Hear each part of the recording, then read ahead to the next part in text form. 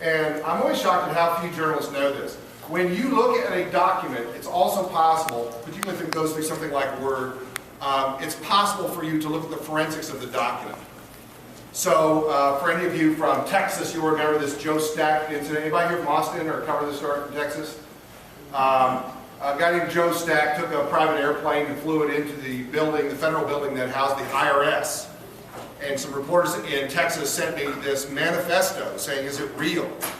Well, what you can do is just take that manifesto and do what I'm about to do right here. So I'm just going to create a Word document.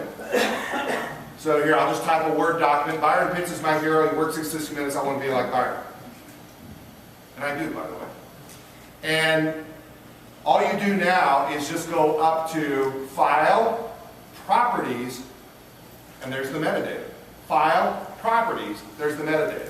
And in this metadata, you can see that I created the document on the 16th of June at 4:23.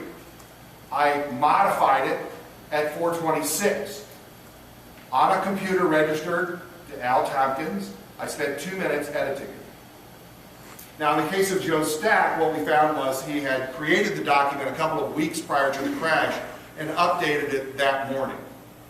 But what we often find on these things is we'll see manifestos, like, for example, out in Colorado, the shooting, the movie shooting out there in Aurora. There were a couple of manifestos floating around out there, and one of them was actually created about an hour and a half after the shooting.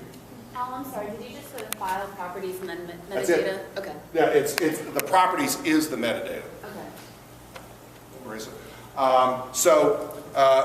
And we did the same thing in Ohio. There was a shooting in Ohio not too long ago. There was a couple of manifestos came out for that one.